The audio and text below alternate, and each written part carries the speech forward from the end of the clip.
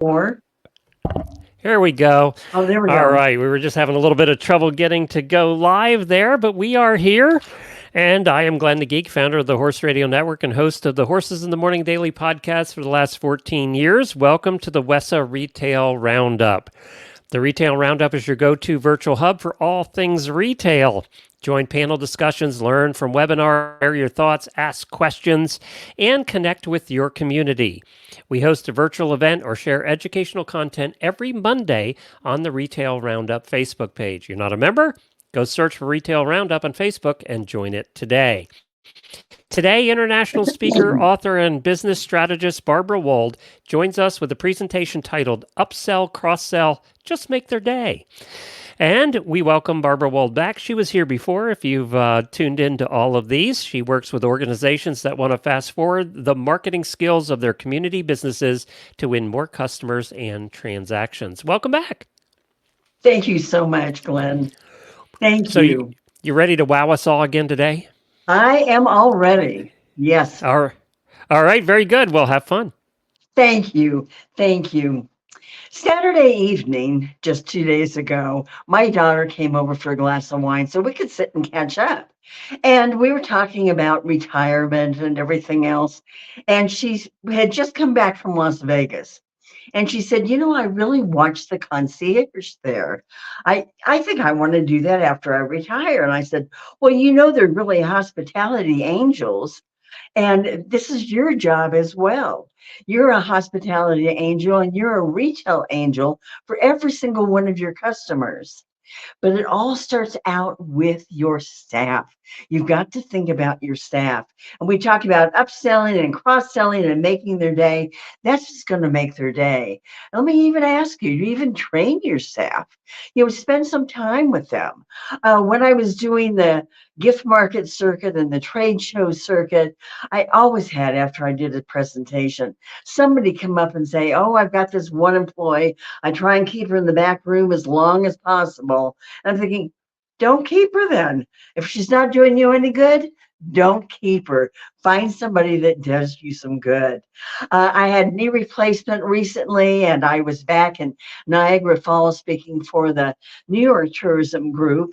And I got out of the shuttle when I got to my hotel, and the little gentleman comes up with his brass luggage cart, and I expect him to say, may I help you with your luggage? But he said, may I make your life easier today? And I thought just changing the words just a little bit, how different that made me feel.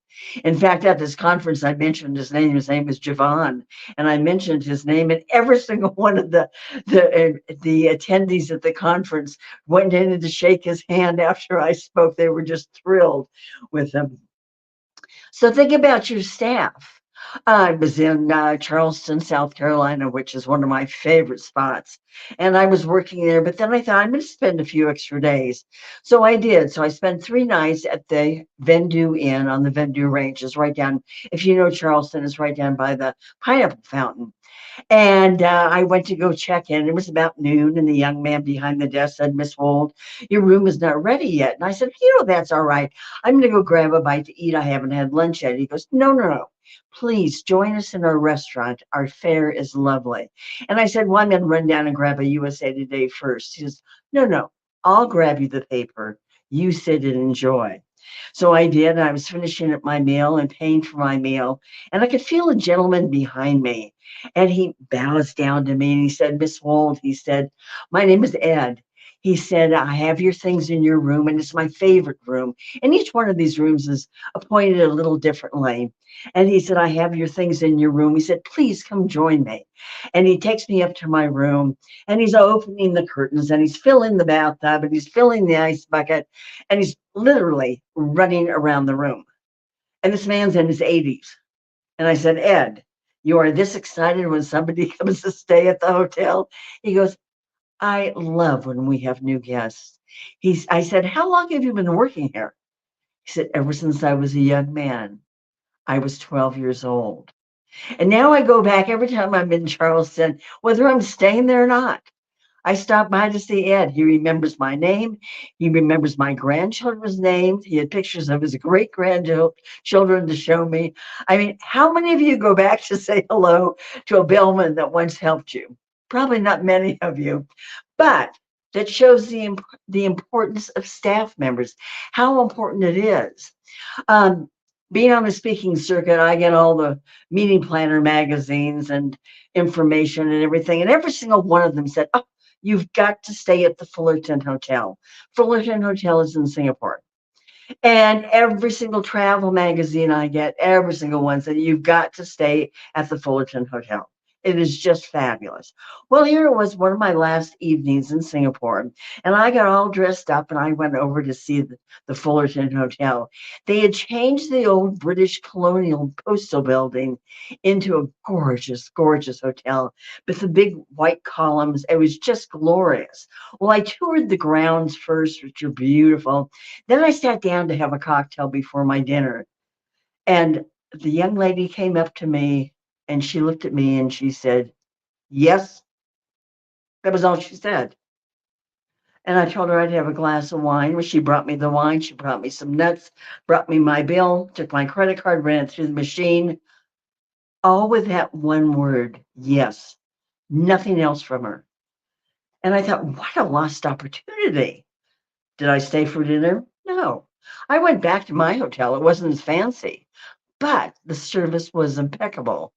So it all has to do with the staff. In New Orleans, I love New Orleans.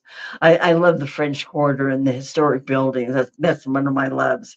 Well, I was down there and I was eating at the Desire Oyster Bar. And I looked at the front of the menu, and at the front of the menu, down at the bottom, it has the Desire Foundation Club, saluting those providing service for over 20 years, because under every successful operation is a strong foundation. And it lists all of their employees that have been there for 20 years. Now, don't you think if I were a server there and I came up and I said, good afternoon, I'm Barbara, I'm your server, and my name is right down here, don't you think that would make a difference? Sure, it pumps up your staff. I mean, that's the important thing. And your staff are the ones that need to relay information to your customers. I flew into Philadelphia. I was speaking for the New Jersey Tourism Conference, and it was in Atlantic City. So they had a driver pick me up at the airport and take me out to Atlantic City. Well, we're tootling along. It's about an hour drive. We're tootling along and he's just making kind of chit chat. And he said, Miss Wold, what are you here for? And I said, well, I'm here speaking at the conference on tourism. He goes, does tourism bring in any money? I said, oh, yes, it does. And of course, I had all the facts and figures up here because I had just gone over them. And I said, well, actually, you're really a goodwill ambassador for New Jersey. You should be telling your rise and customers about what's going on in Atlantic City, what's going on in New Jersey, in this area. And I said, I understand that your limo company is in Egg Harbor. And I said, does it smell like rotten eggs? He goes, no. And I said, well, why is it named Egg Harbor? He goes, I don't know. He goes, I should know, shouldn't I? And pass that information on. Well, it's named Egg Harbor because the waterfowl lay their eggs in the sand, and that's why it's called that.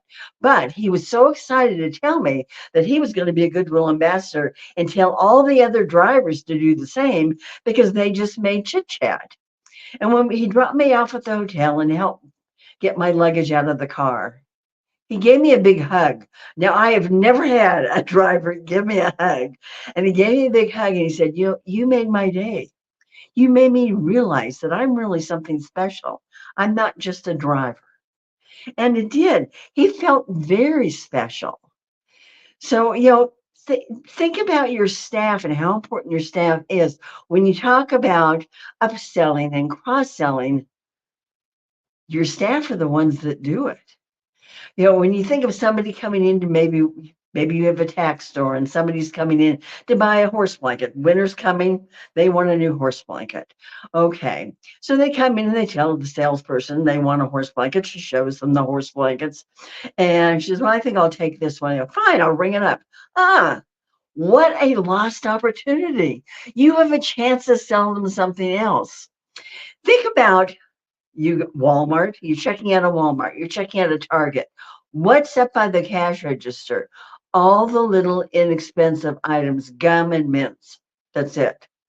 You go into Whole Foods. Yes, they have gum and mints up by their cash register as well, but they may have a little table right next to it with some very nice merchandise on it, not the cheapest merchandise in the store. So you have a chance to work with your customers. They're in your store, so take advantage of that. Um, then it's the information that you're going to share with them.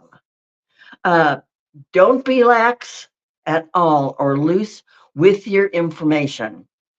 It's so very, very important. I just ordered something a couple of weeks ago from Soma. Soma is a offshoot of Chico's, but it's the lingerie department. And the description seemed okay on the internet. And when I got the item, it was nothing like the description at all. And I'm thinking, who wrote that? And this is why your staff members need to relate information to the customers and be honest with them. I've had a wonderful time with my grandchildren when they were little.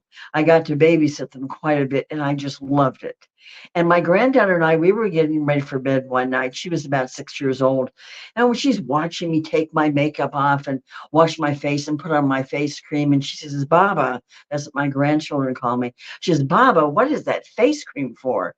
I said, it's to make me beautiful. She goes, it's not working. So be honest with yourself. Children, as you know, are very, very honest. But you've got to have a decent product first. Your store has got to be absolutely fantastic to pull customers in. Excuse me. Take ECs. ECs is in Dallas. There are quite a few of them in Texas. And you want something to eat. Okay, you're too tired. You want it pre-made. You can go into Eatsy's. Eatsy's has everything from beautiful gourmet salads to desserts to entrees. Pick out whatever you want. They sell wine, they sell flowers. If you still can't find what you want, there are chefs to prepare whatever your whim is. There's a sign as you leave the store. Go ahead, pinch yourself. You're not dreaming. How many of you can hang up a sign like that in your store?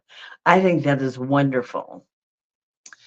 I was in Maine speaking for the Maine Tourism Conference, and I'm in my hotel room and I had the television on while I was preparing and getting ready. And there was an ad for Hannaford's Market. Hannaford's Market is the largest market in Maine. It's their biggest chain. But the ad wasn't, oh, tomatoes were 99 cents a pound. That wasn't the ad. The ad was how I'm going to feel shopping in Hannaford's, the experience I'm going to have.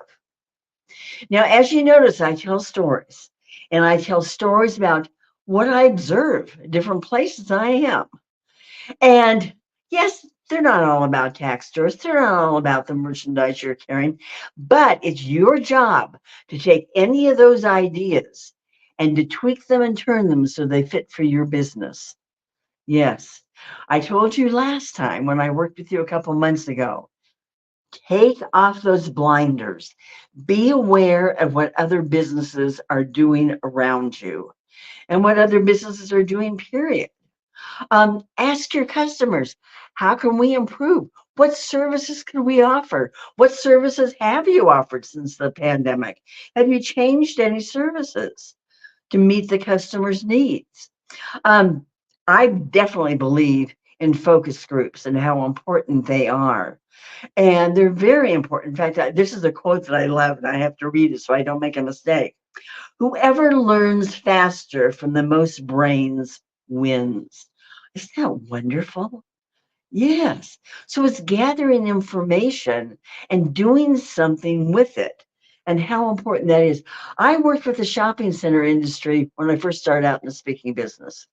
And this was 35 years ago. And I worked with every shopping center in the United States and Canada. And you know, shopping centers were big then. They're not any longer. Now it's the independent retailer. That's the important thing today. But I remember I went on a retreat with ICSC. They sent about 20 of us away. And we spent 3 days in this gorgeous resort. And they had flip charts, and we made lists of all the things that needed to be changed and all the things that needed to be looked at. Nothing was ever done with the information. It was the biggest waste of time. I was on the board of the council in Newport Beach, California, where I lived. And it was the Economic Council, and they wanted to bring in a group that would provide new Wayfair signage, where this was, where the Balboa Ferry was, where, directional signage. I spent the entire weekend going over 3 firms' proposals to pick out which one I thought was the best deal. Nothing was ever done with the information. So do something with the information. That's my big suggestion. You've got to take that information and run. Trader Joe's did. Not everybody's lucky enough to have a Trader Joe's in their neighborhood. And yeah, maybe some of you are. And but Trader Joe's had focus groups, and they found out that some of their customers were traveling an hour, hour and a half, even 2 hours to come and shop at Trader Joe's. But their biggest concern was they didn't want to buy frozen foods, even though they put a cooler in their car, maybe. They were afraid to buy frozen foods. What did Trader Joe's do? They thought, we're going to do something with that information. We're going to make it easier for customers to buy frozen merchandise from us. So at Trader Joe's, for 17 cents, you can buy a frozen bottle of water to put with your groceries so they can ride with your groceries on the way home. How simple. What a great idea. And it all came about because of a focus group. So talk to your customers. Southwest Airlines. The airline industry, first of all, I mean, their biggest concern is getting their planes out at the right time on schedule and landing wherever they're supposed to land on schedule. That's their major concern. They say it's you, but it's not. If that's their major concern, and that's where they get their level of, their award level in the airline industry. I work with airports, and I know. And but Southwest, now they've just changed the policy, and now it's not open seating. But with their open seating policy that they had done for 50 years, they noticed that it's harder to get people to move down that aisle because they're so busy trying to decide what seat to sit in. So what did they do? They vamped up the music to make it real lively music so people are moving a little faster. So pay attention to what other businesses are doing. It is so interesting. I was in New Hampshire, and I was speaking in the evening, and I walked around the room and introduced myself to the different attendees before I was going to speak. And there was this, and Starbucks had done something really wild that day. And so this one attendee, I said to her, I said, did you hear what Starbucks did today? She goes, nope, I don't care. I don't drink coffee, so I don't pay any attention. I'm thinking, but you can learn from everybody. Take off those blinders. Um, Katie's Corner. Katie's Corner is in Martinsburg, West Virginia. Well, they opened in February of 2020. Okay, right before the pandemic really hit. And pandemic hit, what in the world are we going to do? We've got all this merchandise. The bills are due soon. What are we going to do? So what did they do? They went to Facebook Live. And they decided, okay, customers can't come to us. We're going to go to the customers. So they put on a fashion show every Thursday afternoon from 3 to 4. They not only did the fashion show, but they also brought in the accessories and things, like showed maybe the same top and sweater with a scarf, maybe then with a belt, and showed them different ways. So they were selling the accessories as well. It has proved to be so great for them that now they do the same thing, but they don't do it 3 and 4 in the afternoon. They have did a focus group and found out what's the best time to do it. And it was in the evening. So that's what they're doing now. So, get feedback from your customers and do something with it. Um, then you've got partnerships. Have you ever thought about partnerships? Well, I'm going to give you some examples. And partnerships, there are all different ways of doing partnerships, but it's another way of getting noticed in your industry and your business getting noticed. I was flying from Orange County, California, up to Oakland, and I was flying at Alaska Airlines. Well, asked Alaska Airlines, the first flight was Alaska. This was the little drink napkin. Alaska Airline credit card information on the back. All right, pretty typical. That's what you'd expect. On the way back home, it was P.F. Chang's China Bistro. And I said to the steward, I said, why do we have P.F. Chang's? He said, we try and partner with everybody we can. And I'm surprised that airlines haven't partnered with some of the hotels. I've only seen it once. It was a Hampton Inn and a napkin on one flight years ago, but nothing since. And I fly Delta basically domestically if I can. And, all they do is advertise Coca-Cola. I mean, so, think about partnerships and partnerships you may see that might work. I was in Ybor City, down right outside of Tampa. It is right outside of Tampa, and I was there working with the Chamber of Commerce, and I was also there working with the Downtown Association. And I was invited to the luncheon. It was a chamber luncheon after I spoke. And I'm sitting next to this woman, and she says, Barbara, see that gal over there in the red jacket? I won't talk to her. And I said, well, why not? She goes, because she has the same business I do, and she's my competition. And I said, well, what kind of business do you have? And she said, vintage clothing. And I said, well, I hate to tell you, there is no way that she can have the same merchandise you have. It's just impossible. There's no way. And so she said, you're right. So I sat down with the two of them after the lunch, and they now work together. And they developed a business card with one vintage clothing store on one side and the other one on the other side. And when times are slow, their staff will run back and forth to see what the other store has so they can suggest it to a customer. I was in Marion, Indiana, and I was speaking. It was the customer service conference put on by the chamber. And typical chamber conference, the back of the room had little tables all around it, and the bank had a table with their pens on it and some brochures and everything. That's the way the room was set up. Typical Chamber of Commerce room. Okay.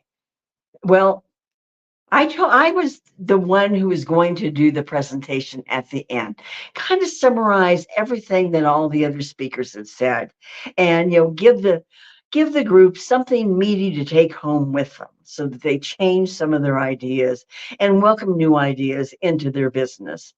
Well, I said, before any one of you leave, go take a little swing around the room and see if there's anybody there you might be able to partner with. I said, I had the pleasure of sitting with Pam and Mark at lunch, and they own a children's bookstore. And Pam, have you ever thought about partnering with Northwood Manor, the senior home? She looks at me and she says, Barbara, we have a children's bookstore. I said, yes.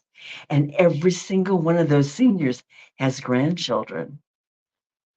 She said, I never thought of that. So think about that. these partnerships maybe not work for you, but you may be able to tweak and turn them so that they would work. One that might work for you very well, I was thinking about it last night. In St. Charles, Missouri, Frank Swan owns a very high end jewelry store. Very nice watches, very nice wedding sets, and so on.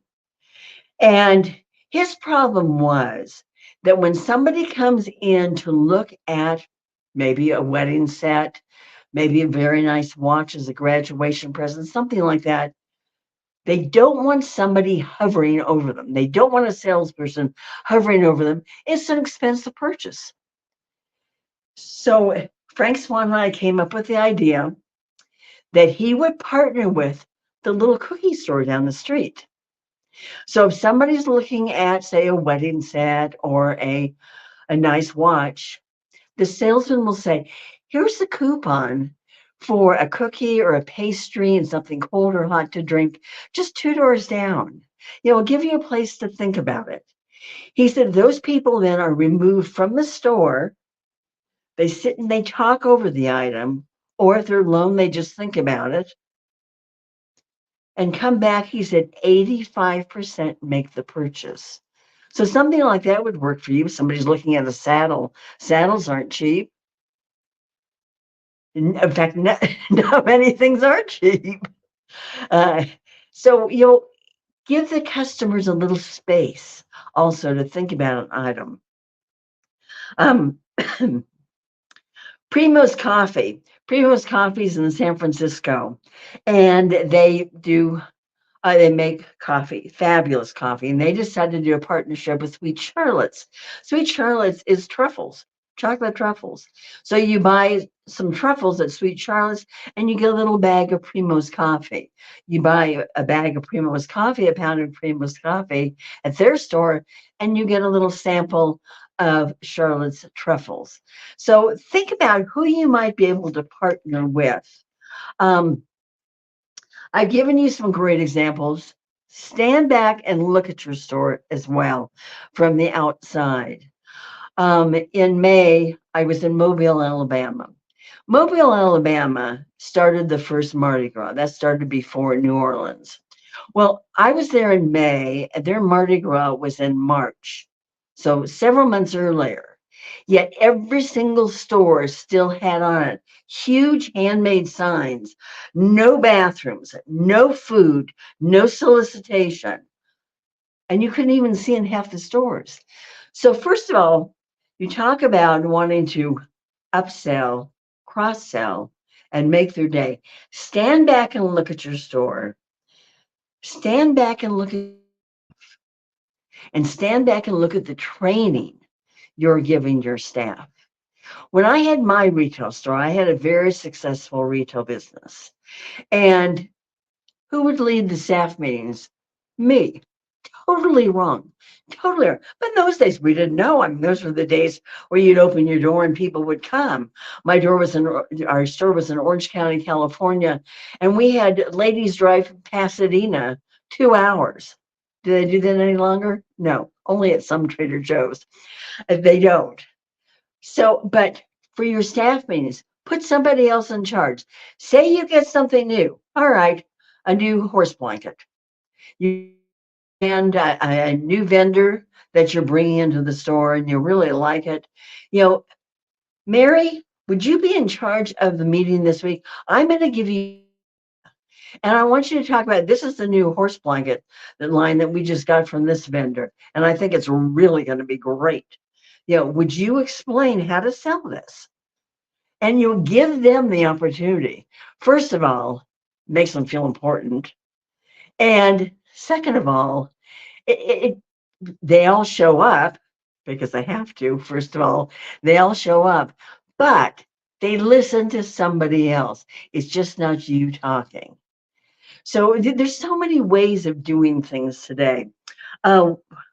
Our time is just about up. I'm going to do one more thing, and then we'll go to Glenn to see if there are any questions, and then come back to a fun story. But this is a perfect example. I was in Columbus, Mississippi. Gorgeous store, home furnishings, giftware. They did upholstery, everything else. beautiful store. Well, I found something I wanted to grab for my granddaughter. So I went up to the register to pay for it.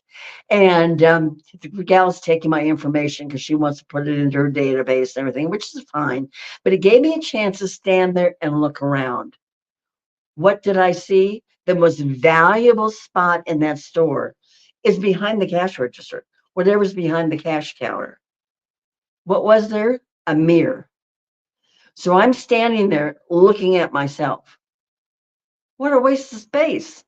She should have had, a sign that said, Barbara's Boutique or whatever it was, gift certificates, gift wrapping, special orders, whatever it might be. That's the most valuable spot in your store. So take advantage of it. Okay, Glenn, we will go back to you. Any questions? All right, I have a couple questions for you. What are some common mistakes retailers make when trying to upsell or cross-sell, and how can they avoid them?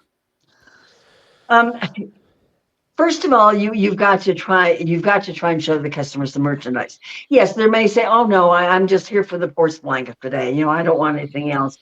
Okay, I said I just wanted to show you something that we had one of our other customers buy that same blanket, and she really liked this merchandise over here. Give them a chance. If they push back again, don't push them. But then too, don't have your cheapest items all up at the register for little pick-me-ups. Have something nice up there that they might say, "Oh, that really is nice," And but if you spend some time with them and they realize that you have the information that they want, and you're a knowledgeable salesperson, customers today, it's not everything online at all. Generation Z, they want to touch and feel the product. They want to see the product. They want a knowledgeable salesperson. But you've got to be able to talk to the customer and understand them, and not when we think of a pushy salesman, we think of a used car salesman. Don't want to be that, but just show them merchandise that might interest them.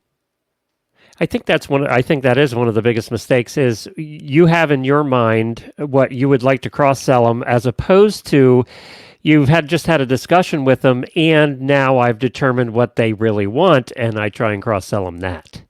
Yeah. We a lot of times I have a lot of these. I'm trying to get rid of them, and that's the terrible cross sell, right?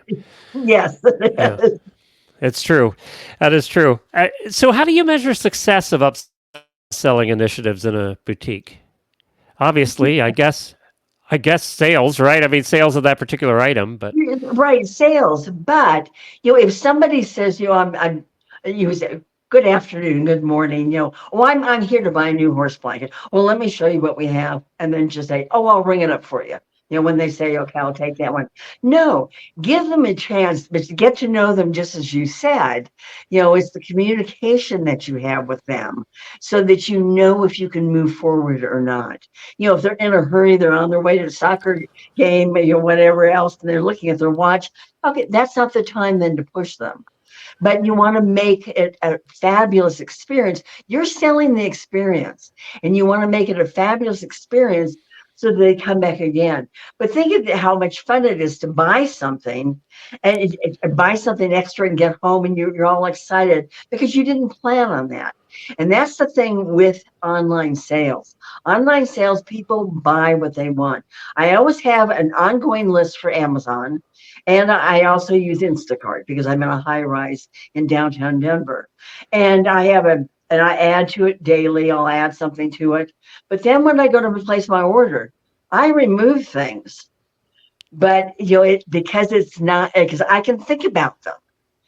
And I was chatting with somebody the other day, and she uses Instacart as well. And she says, "That's how I keep my budget down." But if you're in the store, you're going to purchase more. so loyalty programs was the other one. Everybody has one, right? And you have a loyalty program, and you go to the checkout, and they say, "Are you a member of the loyalty program?" And you say no, and they say, "Would you like to join?" And I wonder what the statistic is of the people who say no, right? Because you're used to saying no to that. Because maybe I don't shop there a lot. I think the mistake there is they haven't told me why it's a benefit for me to join. You know what I mean? I don't know why I Exactly. should. It's like, Exactly. Like, what are my benefits as opposed to receiving an email every day, advertising your store? Yes. And so you want to know the benefits of it. And that was the question that you had asked last time as well. And that's when I said, bring your focus groups into this play, and ask them, what loyalty programs are you in? Do you feel they're worth it?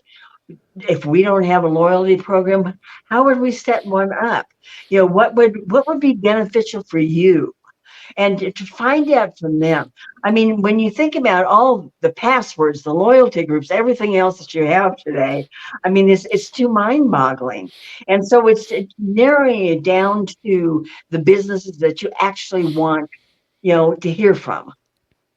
I know my wife belongs to the Tractor Supply one, and she knows exactly what benefits she gets and when she gets $5 off. Then, I mean, she has that because for her, that loyalty program is beneficial and it's worth keeping track of, right? And I think that's the key is, but they're constantly offering things too as part of the loyalty program, and I think that's what keeps people interested in the loyalty program is it can't be just, oh, okay, you're going to get 5% off in 3 months. It has to constantly be, oh, we're offering this, we're offering this, we're offering this. It's what are they giving me? Yeah, it's a loyalty program. Is what is the store giving me? If it's perceived value, that's perceived or real value. I need to see that I'm getting some value from it. Well, that may be a loyalty program to actually, look at to see what they're doing because they're one of the top retailers in the United States. Yep. Yep. And, as I said, my wife obsesses over that, so she knows it. She knows it inside and out. Well, this has been fascinating. I will let you end with a story, but first I want to say if you haven't joined the WESA Retail Roundup on Facebook, go search for that. If you missed part of this webinar, then you can catch it on our podcast. It's called Wisdom by WESA. It'll be out tomorrow morning. You can catch the rest of it in audio form. Also, the WESA Trade Show on YouTube, on their YouTube channel. Just search for WESA Trade Show. It'll be there as well. And the WESA website at wesatradeshow.com. The next Retail Roundup will be posted next Monday, September 30th. I can't believe next Monday, September 30th already, by the way. So that just hit me. That'll be posted next Monday on the Retail Roundup. And I'll let you take the show out. Perfect. Perfect. If nothing else, have fun with your customers. And this is why communication is the key, to have a good time with them. Perfect example, this is from a Sheraton hotel. This is a little cocktail napkin. Let's spend the night together. Fun. I mean, play on words. Hard Rock Hotel in Las Vegas. I can hear you knocking, but you can't come in. Instead of do not disturb. Another one from the Hard Rock. This goes around the toilet paper. Oops. Roll with it, baby, by Stevie Winwood. I mean, have fun with your customers. I was speaking for the travel goods conference, and this is a conference where the vendors sell everything from suitcases to clothing that you can travel with, that you can wash in your bathroom sink in the hotel room and hang it up and it's dry in 20 minutes. Okay. So after I spoke, a gentleman came up and he said, Barbara, I'm the CEO of Ex Officio, and we make clothing that you had mentioned that you can wash in your bathroom sink and dry it, and it's done in 20 minutes. He said, you said have fun with your customers. We do. He said, I want to give underwear. And I get gifts from clients all the time. I've never been given a pair of underwear, but this was the outside of the underwear container. 17 countries, 6 weeks, and one pair of underwear. I was speaking for Rossignol Sports, ski people, they downhill, cross country, and snowboard. People that buy cross country, they're interested in the bindings and the composure and all the technical things. Same way as downhill. They're interested in the technology of it. Snowboarders, it's how cool they're going to look out there on the slopes. That's all they care about. And Rossignol had just come out with new boots. And so you could actually bend in your boots. You could actually kneel down. This was their this was their new piece. Your feet will kiss your ass. That's fun. Have fun with your customers. Thank you, Glenn. Thank you, Barbara. Appreciate it.